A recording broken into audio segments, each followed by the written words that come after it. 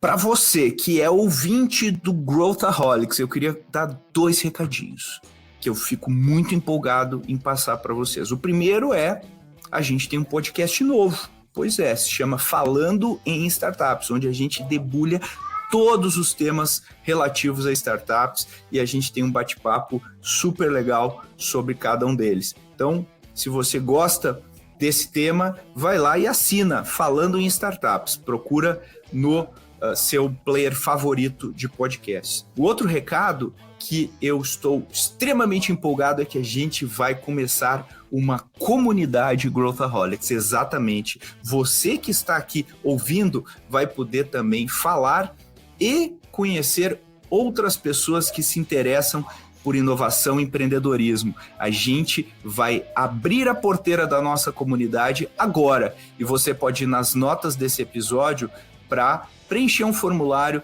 demonstrando o seu interesse em fazer parte dessa comunidade. Vai lá e a gente vai conversar diretamente sobre esses temas e muito mais. Agora, de volta para o episódio. This is Growthaholics.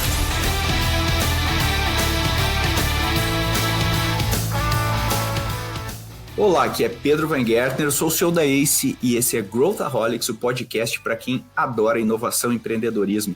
Hoje nós vamos voltar a um assunto que estamos discutindo desde o ano passado, ESG ou ASG. Enquanto alguns encaram o ESG como fim de festa, outros buscam se aprofundar mais sobre o tema. Por isso hoje eu quero tentar responder, ESG está fora de moda ou ainda é um assunto extremamente relevante como era há um ano atrás? Para me ajudar nessa análise, eu trouxe a Amanda Coutinho, que é Head de CVC aqui na ACE Cortex, e a Mel Oliveira, que é Innovation Leader também na ACE Cortex. Vem com a gente! Para a gente entrar de cabeça nesse assunto, eu tenho 2 feras aqui da ACE e eu queria dar boas-vindas a Mel Oliveira. Mel Oliveira, muito bem-vinda aqui, inaugurando a sua participação no Growthaholics. Conta um pouquinho o que você faz na ACE. Olá, gente. É um prazer estar aqui com vocês, com o Pedro, com a Amanda. Bom, hoje aqui na ACE eu estou como líder de inovação na ACE Cortex. Então, hoje eu estou à frente de um super time desenvolvendo novos negócios dentro de grandes corporações. Então, esse é meu papel hoje aqui e eu estou super animada para a gente discutir um pouquinho de ESG, porque esse assunto está fervendo, principalmente um grande desafio aí para as grandes corporações que a gente tem trabalhado. Literalmente fervendo, e eu estou aqui também com Amanda Coutinho, que é a rainha do Covid, né? Já pegou 3 vezes Covid, tudo bem, Amanda? Muito bem-vinda, conta pra gente o que você faz aí. Eu faço coisas além de pegar Covid, né? Então, para além do Covid, estou como Head atualmente de Corporate Venture Capital aqui na ACE. Esse é um nome bastante complexo, apesar de que está bastante na mídia recentemente. Mas, basicamente, a gente capitaneia e operacionaliza iniciativas de inovação aberta. Então, hoje são mais de 30 empresas que a gente trabalha aqui, nas mais diversas atuações dentro de inovação aberta, e estou muito feliz em fazer essa estreia aqui com vocês. Sou muito fã do podcast. Boa, estamos fazendo estreias duplas aqui em grande estilo, com 2 pessoas feríssimas para a gente entrar nesse tema que está na crista da onda, como a Mel falou, está pegando fogo aqui, todo mundo está falando do tema do ESG, crítica para lá, batalhas ideológicas, Elon Musk brigando, enfim, tá uma zona esse assunto e a gente vai entrar aqui. E eu queria só começar a discussão, como sempre aqui no Growthaholics, dando um panorama do o que é, quem gostaria de pular aqui para falar sobre isso.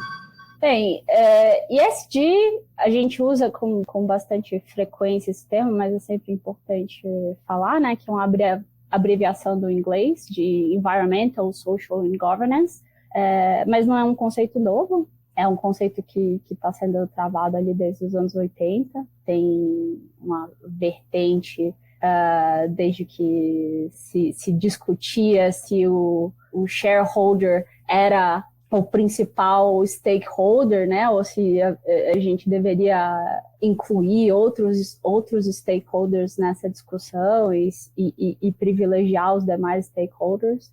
Desde os anos 80 existe essa discussão, mas ESG vem tendo esse nome, né, sendo mais promulgado recentemente. E Mel, qual que é por que está tendo polêmica, né? Por que poxa, vamos fazer o bem, vamos olhar para além do shareholder, do acionista. Por que a gente está tendo essa confusão aqui hoje? A gente tem hoje um momento de polêmica no ESG, porque é histórico, né? Isso começou lá atrás, as empresas já faziam toda essa movimentação de olhar para o social, para o ambiental, mas isso não tinha nome. Com o tempo, a nossa população, o consumidor, começou a cobrar diferente das empresas, começou a cobrar que elas olhassem mais para ações ambientais e sociais e de governança de uma forma geral. E para se regulamentar isso, como a Amanda falou, foi-se criado um termo, né, o ESG, só que hoje a discussão ela é extremamente rasa. Por isso que a gente hoje vive num momento polêmico, porque muitas empresas, têm achado que cuidar do desmatamento ou fazer compensação de carbono ou ter mais diversidade na empresa, ela é a solução e ela já está fazendo ESG. E não é assim que funciona. Né? O processo e a relação com o ESG, ela vai além disso. E o ESG, ele precisa começar primeiro da governança. É um tripé. Se a gente não tiver primeiro a governança, não tiver a mudança no mindset dos líderes, a gente não consegue fazer o E e não consegue fazer o S.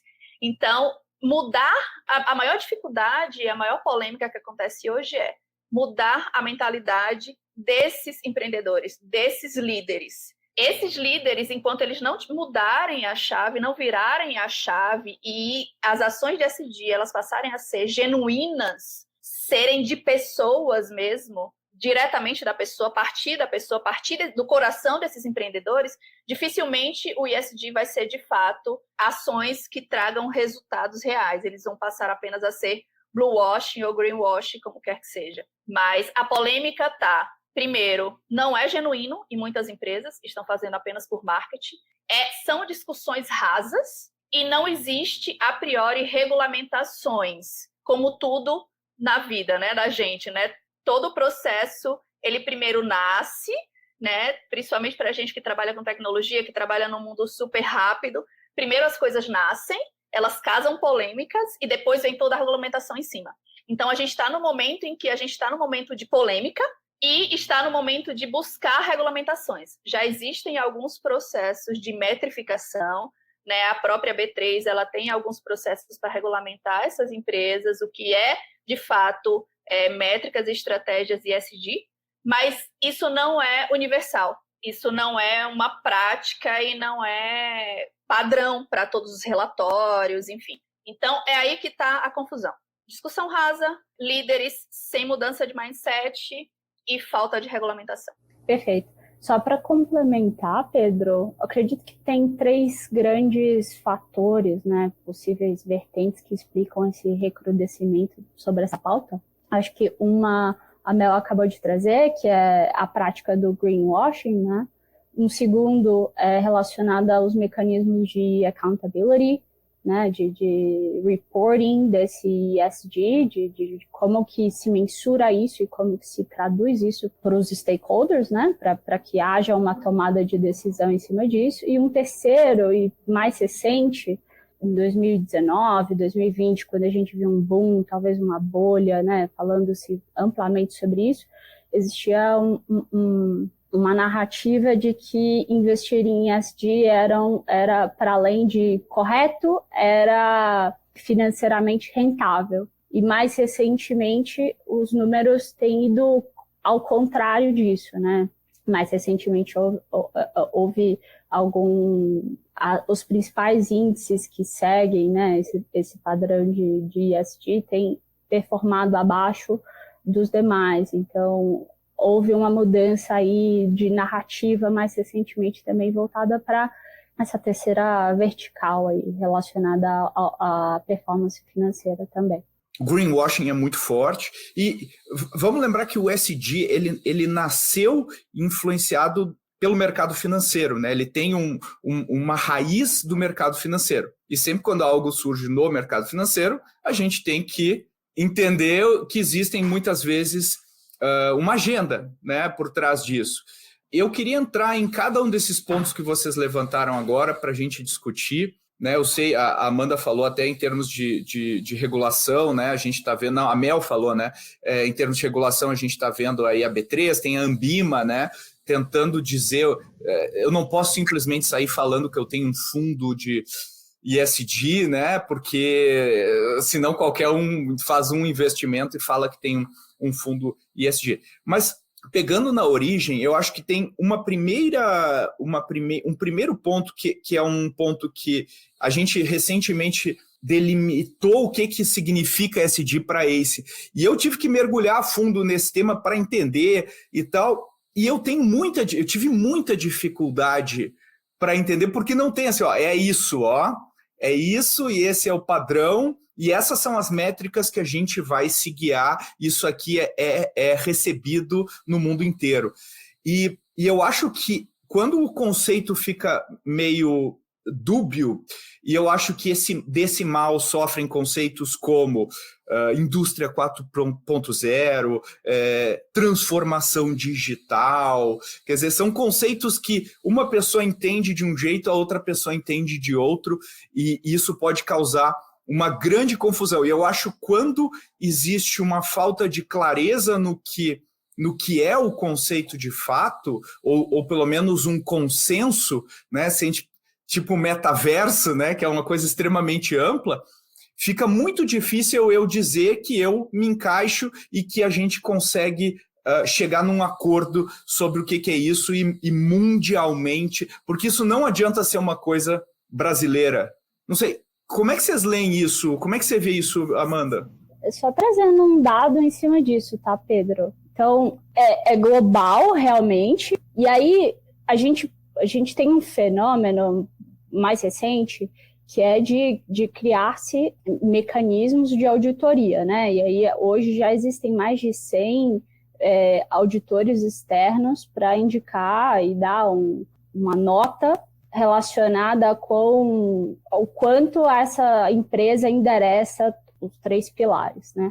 Mas existe, inclusive, dentre esses auditores, uma grande divergência na classificação. Então, foi feito um estudo recentemente pelo MIT, e eles encontraram que a correlação entre 2 diferentes provedores de rating é de 0,3, então só 30% deles convergem entre esses 108. Então, não somente é importante que haja auditoria, de que haja princípios, mas que eles sejam minuciosamente categorizados, porque existe uma diferença de entendimento.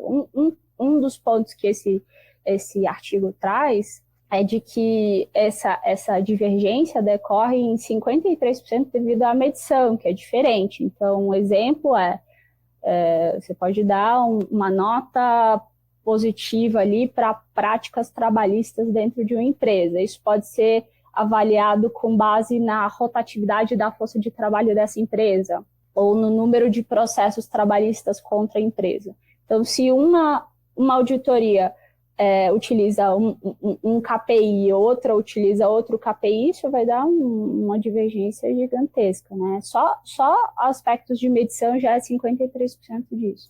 E isso é bizarro, né? Em outras palavras, o que você está dizendo aqui se eu posso pegar uma agência de metrificação e ela vai me dizer que eu estou super bem em ESG, e a outra vai dizer que eu não estou tão bem assim em ESG. As duas teoricamente medem, ou como uma Fitch ou uma Moody's mediriam no mercado financeiro, esses caras não têm uma convergência, né? Exato, e só para trazer um pouco de clareza do quão isso pode ser uma caixa de Pandora, uma das maiores que realizam essa medição hoje, que é a MSCI, ela fez uma auditoria sobre o McDonald's. No ano seguinte, ela mudou os padrões e o McDonald's parecia aderente. E aí eles A Bloomberg fez um estudo investigativo muito grande ano passado acerca disso, e eles viram que 50% das empresas que melhoraram os seus indicadores, na realidade, foi por uma mudança de medição do MSCI. Então, como ainda não existe uma regulamentação em cima disso, e a SEC americana está começando a regulamentar, a própria Bovespa e a Ambima, como vocês citaram, está começando a regulamentar, mas isso ainda não existe, um padrão estabelecido, qualquer um pode criar ali uma métrica, né? Eu concordo, e aí eu queria ouvir a Mel nisso, porque, olha só, quando a gente não tem clareza de medição, a gente tem um problema aqui, né? E aí a gente começa a entrar, né, no campo ideológico também, né? Porque quando não tem uma clareza, a ideologia toma conta, e a gente sabe, quando a ideologia é predominante, a gente não toma as melhores decisões racionais, porque ela vai pender para um lado ou para o outro. Como é que você vê isso, Mel, e como é que você complementaria essa questão que a Amanda colocou?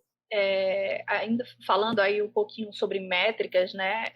Normalmente as empresas elas seguem um padrão que é o relatório de RI, então normalmente elas colocam, né, e disponibilizam nos sites, né, nessa questão de transparência. Então, mas mesmo se você comparar o padrão que tem que ser um relatório de RI e comparar o relatório das empresas, você vê várias discrepâncias ali. Você vê que tem muita coisa que não é dita, que muita coisa que falta. Então, não é muito claro mesmo já existindo uma espécie de padronização do tipo de métrica e de relatório que você vai expor para a sociedade. E aí eu trago uma provocação, porque o ESG, ele é uma forma, né, se a gente se aprofundar mais, assim, ele é uma forma das empresas deixarem de olhar para os seus shareholders e passarem a olhar para os seus stakeholders. Quando uma B3 ou o mercado financeiro ele tenta regulamentar isso, a minha pergunta, a gente volta a olhar para os nossos shareholders ou a gente continua olhando para os nossos stakeholders? Porque agora quem volta a regulamentar é a B3, é o mercado financeiro. E aí a gente, essa questão de ideologia fica onde, né? Tá, então agora eu vou fazer ESG, não é mais para os stakeholders, porque eu preciso agradar os meus shareholders, né? A valorização da minha empresa está baseada nisso, na B3. Então, a gente tem um pouco de discrepância nesse processo, né? É meio hipocrisia, por isso que eu bato na tecla que tem que ser genuíno. Não dá para fazer por fazer. Se a gente fizer apenas porque para a nossa empresa crescer de valor, a gente vai continuar olhando para os shareholders. Se a gente mudar e fizer ações e olhar para os nossos stakeholders, clientes, comunidade, população de uma forma geral, aí sim a gente está fazendo o ESG da forma que ele tem que ser feito, independente de crescimento e valorização das nossas ações na empresa ou não. E se a gente olhar essa confusão aí do Elon Musk, né? Enfim, Elon Musk, não precisa nem comentar o quanto ele às vezes é malucão, mas o ponto é que existe um viés contra, né, do governo atual lá, o Elon Musk, e ele é combativo, e aí, assim, a Tesla teve um downgrade lá no ranking, né, e ele fala, mas eu faço carro elétrico, eu estou puxando toda a indústria de automotiva para fazer carro elétrico, e a Exxon, que faz petróleo tá lá, é um exemplo de ESG, ele fala bullshit, né? Ele falou que é bullshit. Então, como que a gente entende isso? Como é que a gente pode ler isso? Os civis aqui, os cidadãos comuns, como que leem isso, né? E o que a gente vê também são as empresas, ao mesmo tempo, usando muito o ESG no marketing, né? E se a gente olhar TV aberta e ficar vendo os comerciais, se a gente tirar a empresa e o produto, a gente basicamente não consegue diferenciar uma empresa da outra. Uma empresa de telecom, de um banco, Como é que vocês veem isso, né? E eu estou pensando no bem maior aqui, né? Assim, como que a gente consegue fazer a agenda se mover e não só parecer, mas ser, né? Como que você vê isso, Amanda? Perfeito, Pedro. Eu acho que, só comentando o caso do Elon Musk, eu acho que é indicativo do peso que a gente dá para um dos pilares em detrimento dos demais, né? Então, o caso da Tesla é uma empresa que, obviamente, tem uma agenda ecológica. Temos que olhar também para os trade-offs disso, né? Acho que o Fábio colocou muito bem que às vezes a gente olha para uma empresa como a Localiza, num podcast passado, né? A gente olha para uma empresa como a Localiza e olha e vê, poxa, é uma indústria que não necessariamente é eco-friendly, né? Mas vai além disso, eu acho que esse é um ponto. E para além, existe um foco que também tem que ser considerado, que é nos pilares de S e G, né? Então, não é só ser eco-friendly que te garante ali uma boa colocação num ranking como esse.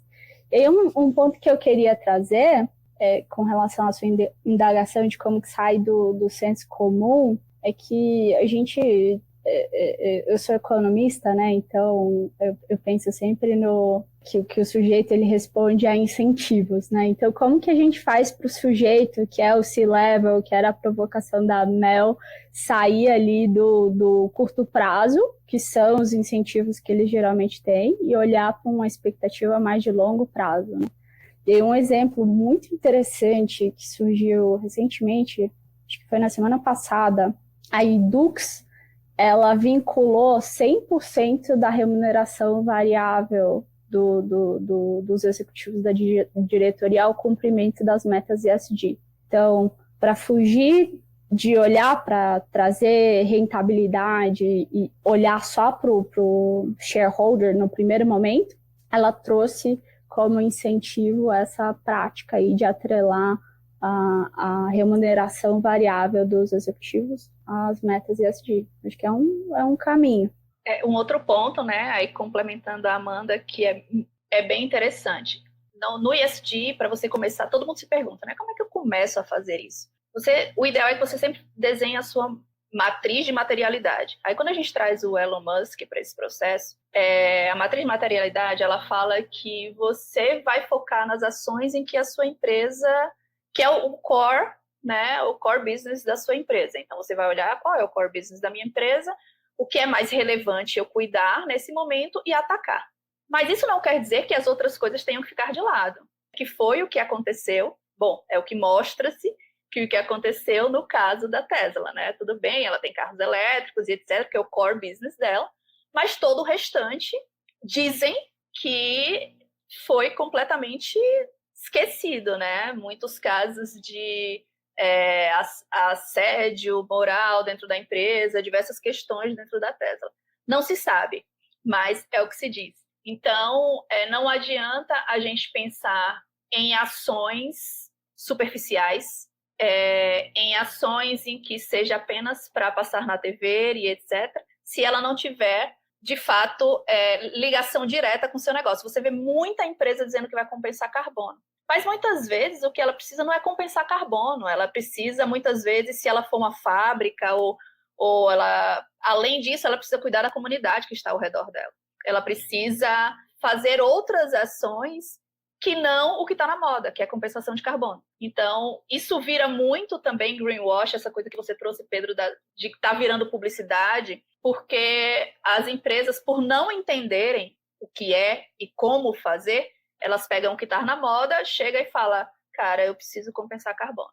Aí ela vai atrás disso, mas ela nem sabe se isso de fato reflete e se vai influenciar de fato no core business dela. E uma coisa que a Amanda trouxe, né? O ESG, ele é apontado, ele foi no início, começou-se um mito de que, se você é uma empresa que tem o ESG bem elaborado, robusto, você vai alavancar, você vai conseguir valorizar sua empresa, você vai conseguir alavancar a sua imagem, etc. Mas isso não é de um dia para o outro. E o ESG, ele não é um trabalho que acaba, ele é eterno. Inclusive, ele precisa ser visto dentro da empresa como um departamento também, né? Ele não é uma ação, vou contratar aqui um consultor, vou fazer algumas ações de ESG, acabei e fiz. É eterno, isso não para nunca. Isso é uma coisa que precisa entrar como prática da empresa, para que isso de fato seja sustentável e esteja ligado diretamente com a cultura da empresa. E uma das formas que as empresas estão utilizando é justamente colocar, como a Amanda trouxe, o salário, né, a compensação, as comissões dos funcionários e colaboradores ligado às metas de ESG. Como se a gente tivesse que, se não vai pelo amor, vai pela dor. Né? Se você não fizer pelo coração, se você não cuidar dos seus colaboradores pelo coração, se você não cuidar do meio ambiente pelo coração, se você não cuidar da comunidade ao redor da sua empresa pelo coração, você vai pela dor. Vou mexer no seu salário, vou aumentar comissões, ou derrubar comissões, porque só assim a prática parece que consegue ser vista. O que não é. Então, assim, eu acho que o ESG ele é muito tratado como business, mas eu sempre defendo um ponto, sempre, que não é isso. O ESG não é business. Ele é como se a gente estivesse tentando escalar ações ecoambientais e sociais que é de responsabilidade do governo e a gente, como empresa privada, está tentando cobrir. Então, a gente está tapando buracos, procurando lucro, quando, na verdade, a gente tinha que partir do coração para fazer tudo isso, porque não é mais que a nossa obrigação.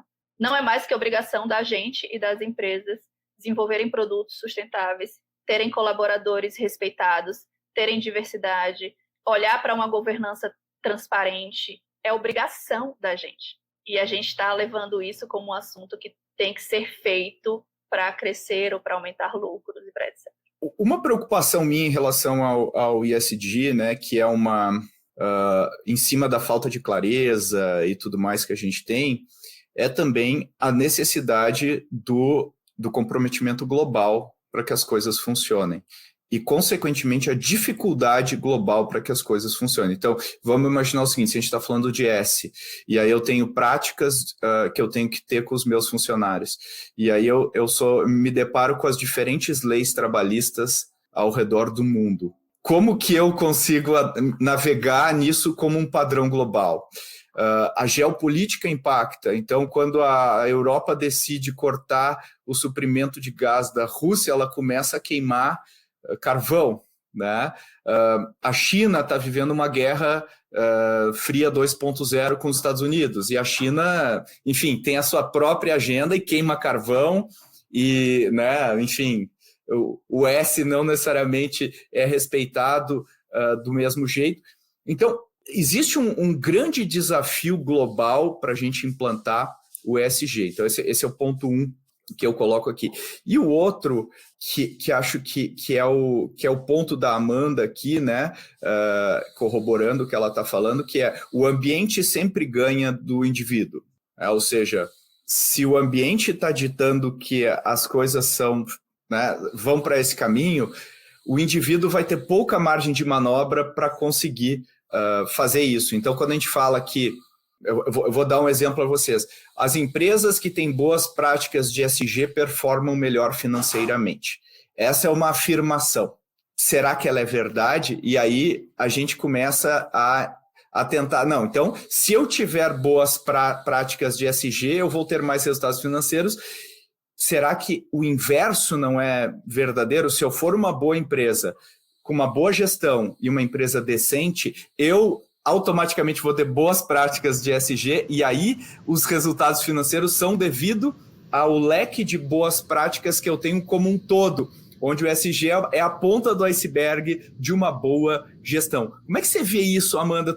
Todas essas complicações e correlações e simplificações que a gente tenta fazer de um negócio que é extremamente complexo, extremamente complexo. A gente tem lá acidentes, né, de Chernobyl e Fukushima, de repente energia nuclear não é viável. E aí a gente começa a França consegue fazer e funciona. Como que a gente surfa nesse mar de complexidade?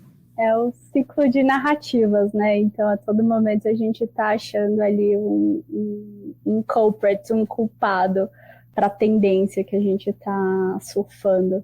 Bem, acho que um ponto que eu acho que é interessante de trazer e que pode ser um dos motivadores para essa virada de chave, porque, como você falou, eu acredito que se a gente regulamentar e se a gente construir incentivos, o indivíduo ele vai se aderir a isso porque é do melhor interesse para ele, por exemplo, o que a gente está vendo hoje do boom de créditos verdes, né, de green bonds. E aí, como hoje, para você ter acesso a crédito mais barato, você precisa estar aderente a princípios, né, E aí a gente volta talvez a problemas de auditoria, porque daí você maquia os dados, você faz o greenwashing, o fake it until you make it, para você estar aderente, para você conseguir ter esse crédito a um custo mais baixo, e isso talvez no futuro te gerar um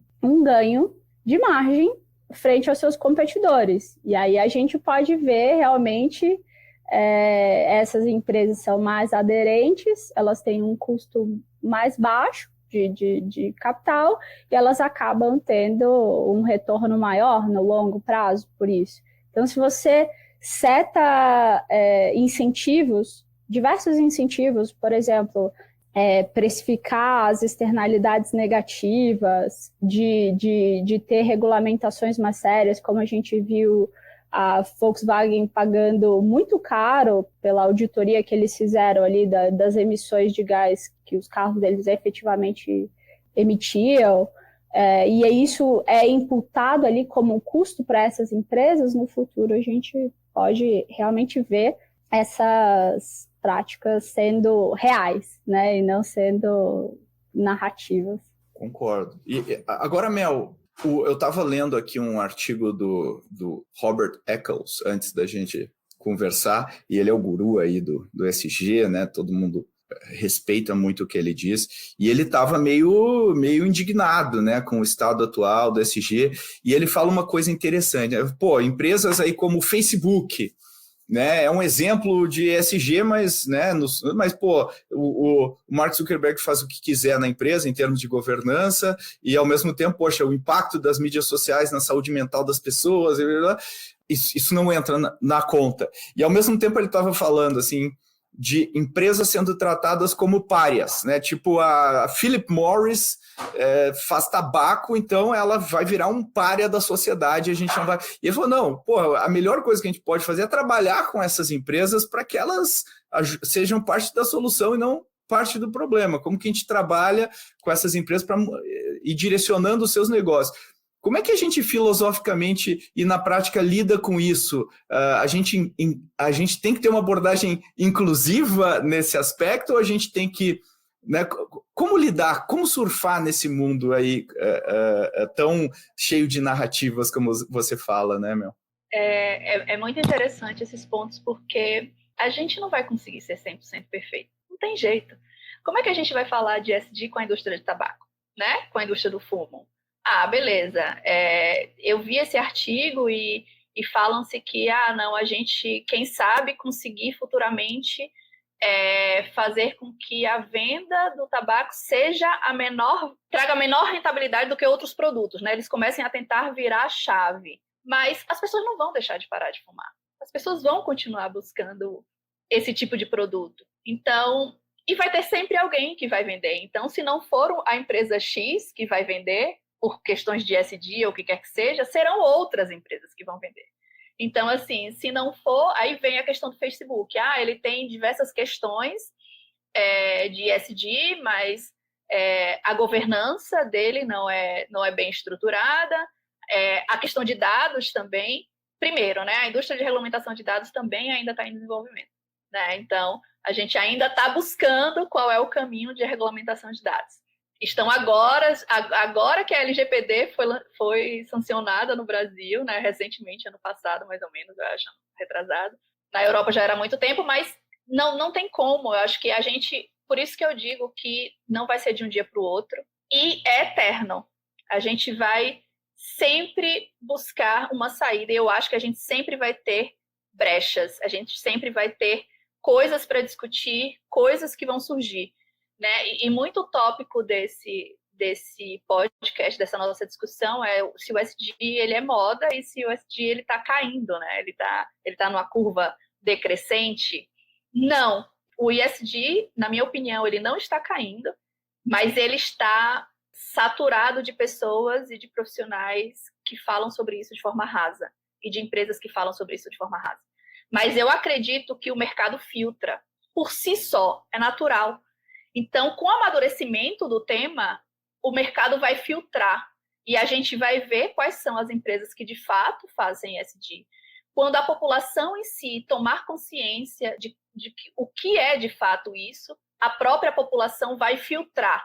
Então, esse assunto ele vai deixar de ser moda, esse assunto ele vai ser regulamentado e ele vai ter mais consistência. Mas hoje a gente está num momento em que todo mundo se fala, todo mundo é especialista agora e toda empresa faz. Mas eu acho que é um buraco sem fundo, sabe?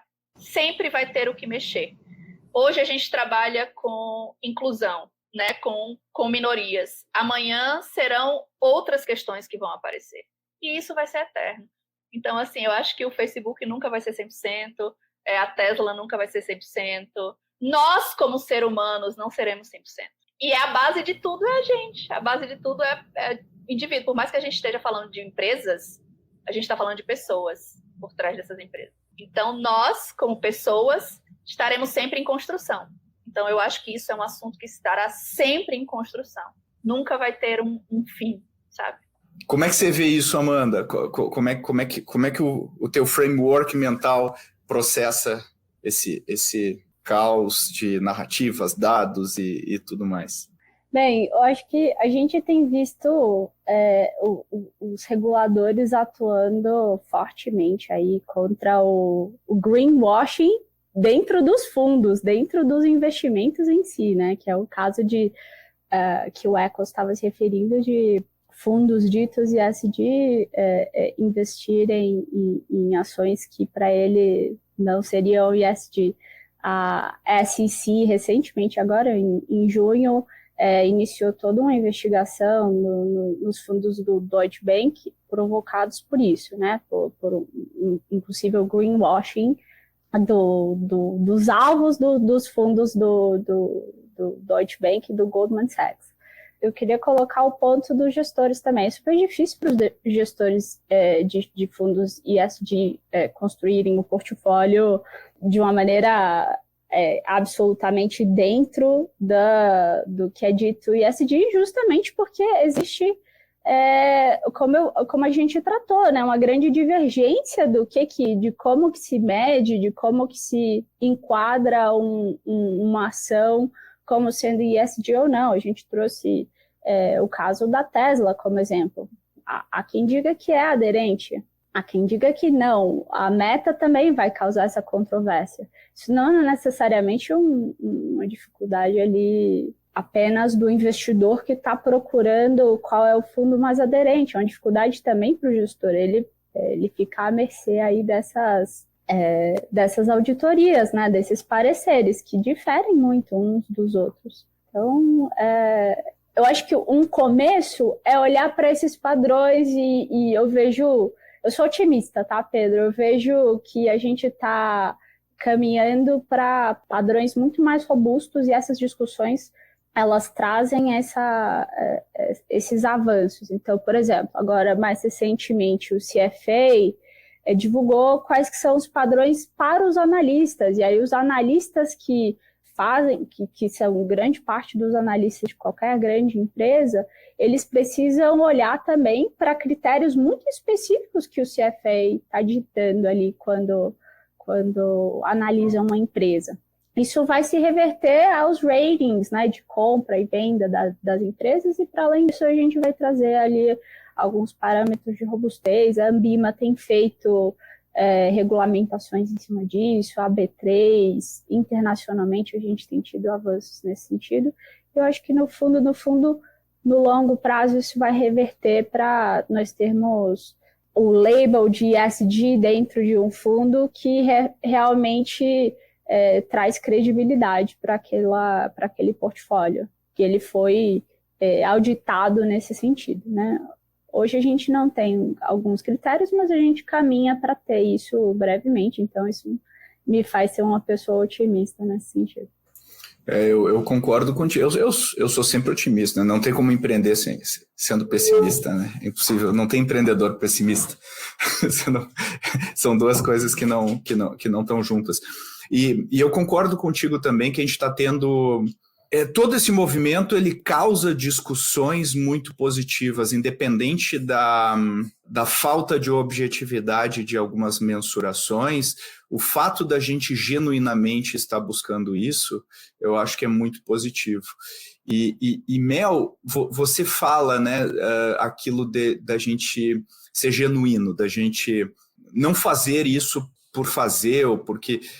E eu tenho uma crença de que as pessoas são fundamentalmente boas, que elas querem fazer o bem, né? E quando eu falo com isso que a Amanda falou, né, dos gerentes como que eu tomo uma decisão em meio a essa turbulência? Eu tomo uma decisão baseada no ranking que eu vou ficar ou baseado naquilo que é melhor para o meu negócio, entendendo ele dentro do contexto da sociedade. E quando eu falo com vários gerentes, você deve ter essa experiência, eu queria te ouvir um pouco nisso. Se eu for dizer uma emoção predominante, eu acho que é mais medo, né, de, vão ver o que eu estou fazendo, vão me pegar, vão me cancelar, sei lá. É mais medo do que, né, ela está à frente do sentimento de... Peraí, o que eu posso fazer né? Como é que eu impacto? O que eu posso... Quer dizer, aquela empolgação de fazer o bem. Como é que a gente dosa isso e como é que a gente pode ter melhores diálogos, né?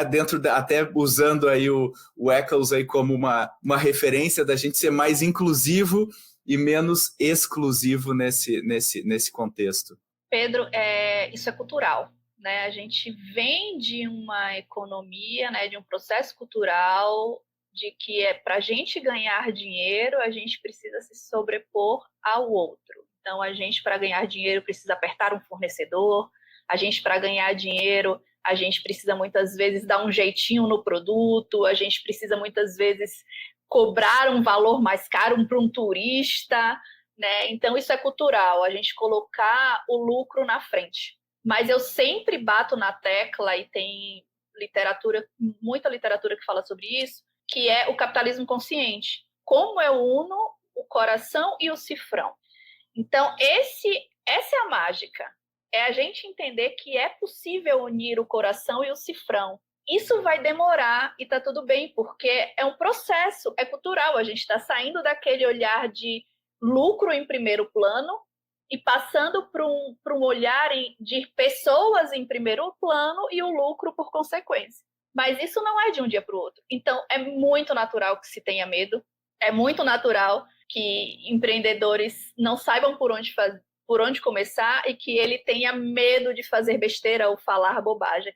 Mas eu acho que tudo é um começo. E eu acho que quanto mais a gente bater na tecla de que é possível, sim, unir o coração e o cifrão, a gente consegue. A gente só precisa educar.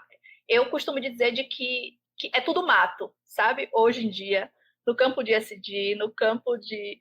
É tudo mato. Então, a gente vai ter que cortar esse mato sem medo, assim, para abrir floresta e ir. E se você tiver claro na cabeça de que o lucro ele é consequência, fica mais fácil. Então, as pessoas são os maiores ativos que uma empresa tem. Se a gente cuida bem dessas pessoas, a nossa empresa vai alavancar. Esquece o termo, acho que SD veio para botar numa caixinha coisas que é fundamental que as empresas façam. Aí a gente pegou e colocou um termo para poder regulamentar, não estamos conseguindo regulamentar, tá uma bagunça e tá deixando todo mundo maluco. Quando no final das contas a gente só precisa cuidar bem das nossas pessoas, cuidar bem do ambiente, cuidar bem do social, tentar ajudar os microempreendedores, tentar incluir pessoas no nosso dia a dia, nas nossas empresas. Então, isso deveria ser um movimento natural. Mas eu acho que isso a gente vai conseguir. Se a gente bater na tecla de que coração e cifrão é possível, a gente vai conseguir. E eu sou uma capitalista total, só que consciente. Eu me considero assim. E eu acho que quanto mais a gente puder induzir, até na literatura do empreendedorismo, nas escolas de inovação, nos cursos e o que quer que seja, o olhar para o capitalismo consciente, a gente vai conseguir fazer com que SD seja uma coisa extremamente natural e ele seja uma pauta leve e que vai ser natural tanto dos empreendedores, líderes e vai ser dos próprios colaboradores também. Super legal, eu acho que esse recado final aí da Mel, né, te preocupa menos com a sigla e mais em, peraí, você tem que entender o papel da tua empresa, onde ela está inserida, por que ela está fazendo, você tem que organizar bem, você tem que deixar a casa em ordem, transparente e tudo mais, e cuidar das pessoas, não só as da sua, né, os seus colaboradores, mas também os seus clientes e todos os outros stakeholders aí, né? Ou seja, tentar não se prender tanto às siglas, especialmente enquanto a gente ainda não tem um consenso, mas focar nos princípios por trás disso, né? E você, Amanda, o que você... Vamos fazer o fechamento, já está arrumando aqui por fim. Faz o teu fechamento aí, o que você acredita, baseado nisso que a Mel, que a gente discutiu, e o que você acha que vai acontecer no futuro, né? Acho que como é que você já falou que a gente deve estar indo para um caminho positivo, como é que você vê isso? Pedro, eu sou uma pessoa que foi muito impactada, eu lembro especificamente do momento em que eu li aquela carta do Larry Fink, da BlackRock. Eu estava no mercado, né? Cartas do Larry Fink têm um peso muito forte. Eu lembro quando eu li aquela carta e eu percebi realmente que toda decisão de investimento tem impacto. Então, sempre que a gente aloca recurso ali numa empresa, a gente precisa pensar em tudo que está por trás disso, né? Porque recursos são escassos. Decisão de investir numa empresa quer dizer não investir na outra. E isso reflete nossos valores como sociedade, né? Então, eu sou uma pessoa muito aderente a isso. E hoje, mais recentemente, curiosamente, eu estava numa reunião de conselho ali com um dos nossos clientes, né? E eles mencionaram que a BlackRock era um dos grandes acionistas, né? Tinha mais de 40% do corpo, e que aquela decisão que a gente estava tomando ali de investir ou não numa startup ESG ia ter peso depois para quando eles decidirem que há 2 anos o orçamento, porque a BlackRock tinha colocado já um caveat que só aprovaria o orçamento se reduzissem as emissões em X%. E aí você vê isso já na prática, né? Aquela carta que eu li lá em 2019 sendo implementada, isso não é mais uma falácia, é ser realmente ativista, né? Um ativismo como shareholder. E isso, de certa forma, é colocar o shareholder como primazia, né? E, ao mesmo tempo, é colocar os stakeholders como foco. E aí, só fazendo o paralelo com o que a Mel disse, o próprio Friedman, que é um dos maiores expoentes, né?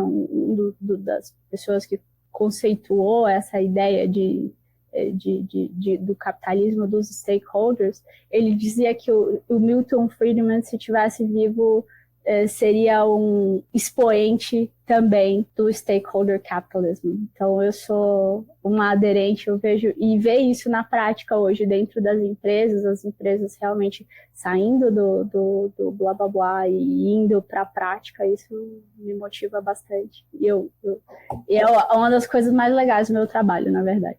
Muito legal, Amanda, eu concordo contigo. Eu sou super fã do Friedman e eu acho, né, e ele era um cara muito baseado em evidências, né? Ele não era um cara que elaborava teorias aí da cachola, né? Ele olhava o que os dados diziam e ele mudava de opinião. E eu acho que ele estaria falando algo nessa linha, sim, hoje em dia. Essa é uma conversa que a gente poderia ter bem mais longa, né? Porque é um assunto super interessante, mas eu vou deixar aqui os ouvintes com um gostinho de quero mais. E eu queria agradecer imensamente aí a participação de vocês. Então, Mel Oliveira, muito obrigado aí pela sua estreia. Curtiu participar aí pela primeira vez? Demais, amei. Me chama mais vezes que eu venho. Adorei. Boa! E muito obrigado, Amanda Coutinho, mesmo assim, terminando na pontinha da sua convalescência aí, está aqui com a gente, né, participando. Muito obrigado, eu espero que você também tenha curtido a sua estreia aqui. Eu adorei, faço das palavras da Mel a minha, me chamem outras vezes, eu sou muito fã do programa. Boa! E até a próxima, obrigado! Se você não ouviu o nosso primeiro episódio sobre ESG, onde a gente conversou profundamente com o Fábio Alperovitch sobre o greenwashing, investimento e muito mais. A gente, inclusive, menciona aqui nesse episódio. Dá uma olhadinha no episódio 84 para ouvir um pouco do que a gente discutiu. E como sempre, se você quer se juntar à nossa conversa e conversar sobre esse tema, manda uma mensagem para podcast@goace.vc. Você pode mandar qualquer tipo de sugestão, ideias de temas, sugerir convidados. A gente está sempre aberto e a gente adora a participação dos e das nossas ouvintes. E peço sempre para você divulgar o Growthaholics. Às vezes uma ação de 30 segundos sua de compartilhar no LinkedIn, no Instagram, qualquer rede que você goste, referenciando esse episódio, pode ajudar a mais pessoas conhecerem o podcast e também se beneficiar do conteúdo que a gente está criando e que a gente faz com todo amor, especialmente para você toda semana. Muito obrigado e até o próximo episódio.